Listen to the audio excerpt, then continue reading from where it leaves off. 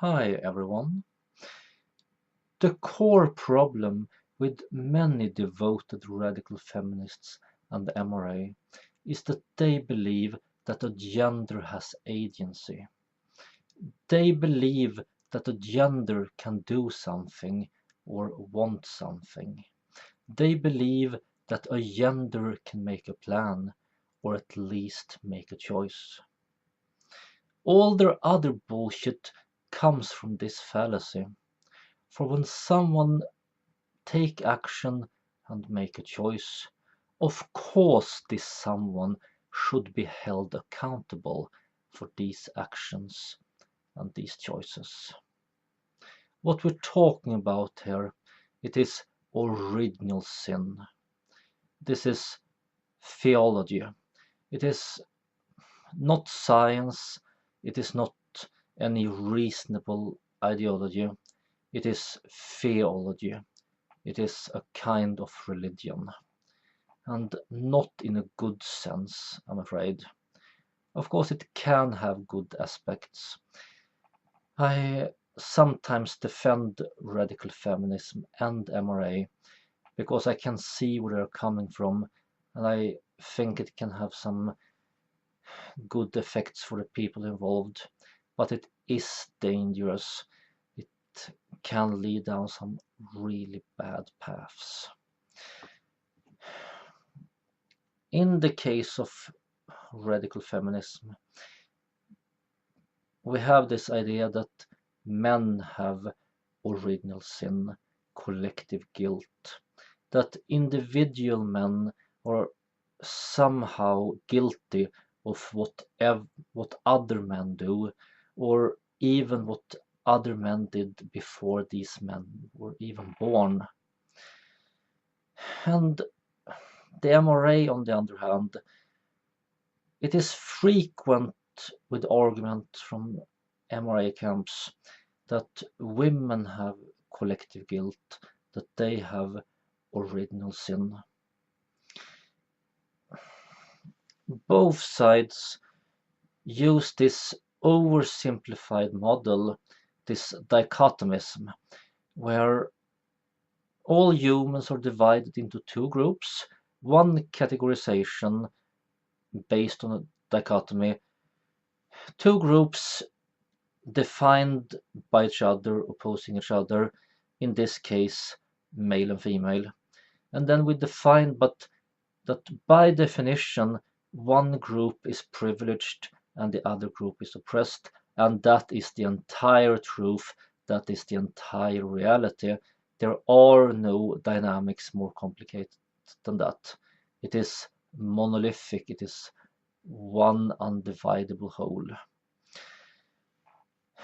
And of course, the privileged side is the one with the guilt.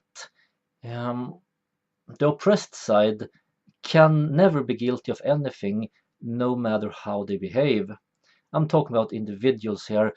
I mean, a person of the favored gender can't really do anything wrong in the eyes of these fanatics. And I'm not talking about all radical feminists or all MRA. I'm talking about the ones who really take the ideology to the fullest. While, on the other hand, everyone of the disfavored gender are, yeah, they are guilty just for being born. And the MRA use EvoPsych a lot, this pseudoscience where, I mean, EvoPsych can be useful as long as it limits itself to what it actually has evidence for, which is rather little. It can also be used to generate hypotheses for actual research, and that's a good thing too. But like I said in previous videos, a lot of people, especially people who are not scientists at all, have this tendency to change EvoPsych into something that is religion. And I learned very recently about how this ties into original sin.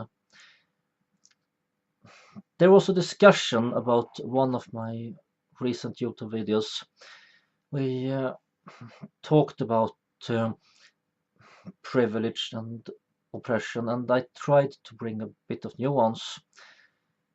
And there, well, one of the MRAs, the whole thing boiled down to that even if individual women didn't get to choose their own partners, even if their fathers chose their partners for them, there were still women back in the Stone Age who chose their partners. And according to this EvoPsych idea, the way mankind are today was because of what men, the Stone Age women, chose. Therefore, women as a gender did choose everything that came later. Patriarchy and everything else were their choice through evolutionary psychology. And I understand. I mean, from a scientific standpoint, this is gibberish. But like I said, this is not science, this is a religion. This is a very Christian system, and radical feminism is very Christian as well.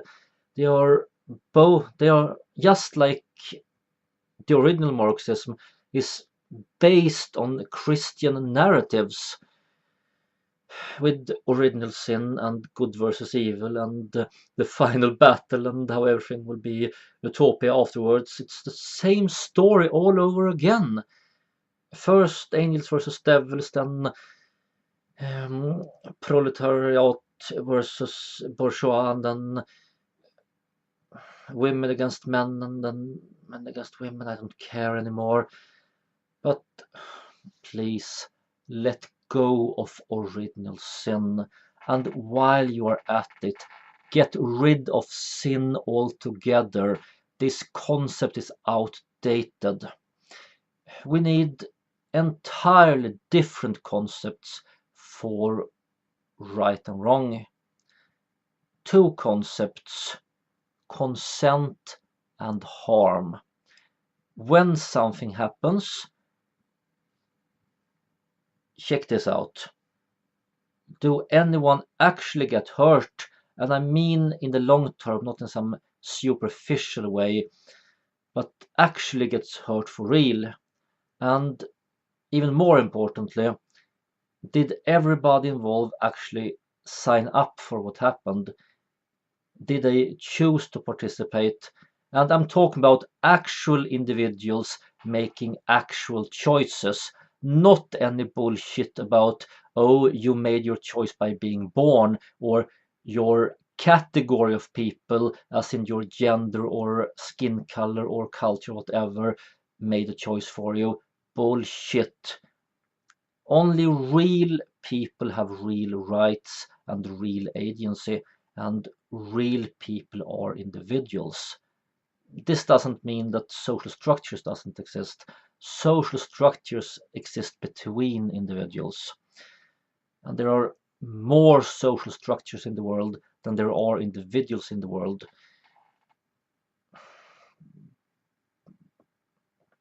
Yeah, I spoke a bit about this in my previous video. I'm not going to go into it again for now. But yeah, it's late. Good night. Live long and prosper. Oh, and a PS to Hannibal the Victor 13. In the latest episode of your very good series Ultimate Guide to the MRA, you bring up one of these things I have wanted to research for a long time. In debates with MRA, they have claimed that women are as violent as men, and I have claimed that, well, yeah, I'm sure that violence as such is just as commonly done by women as by men. I read some study that said that, but that was regardless of type of violence. It was including the lightest forms of damage. Actual heavy damage, that's overwhelmingly done by men, and usually against females when it's in close relationships. And I'd like to thank you for bringing that up in episode number 3. And your entire analysis, you present it as showing that what the MRA say is gibberish. And I agree that it would be gibberish if they were talking about actual people making actual choices and so on. But this is what I'm trying to explain in this response. They are talking about original sin.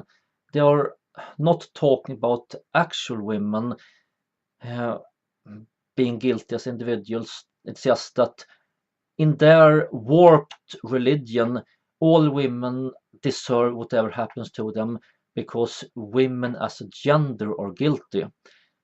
They accept the exact same thing as radical feminists think about men, and many Christians think about anyone who isn't Christian, that everyone is guilty simply for being born. And this is a horrible ideology. Uh, and again, I'm not talking about all Christians, radical feminists, or MRA. I'm just saying that this is a very powerful structure within their belief systems, and it is an extremely problematic one. So, that being said, it's really time for me to go to bed now. Good night, and again, live long and prosper.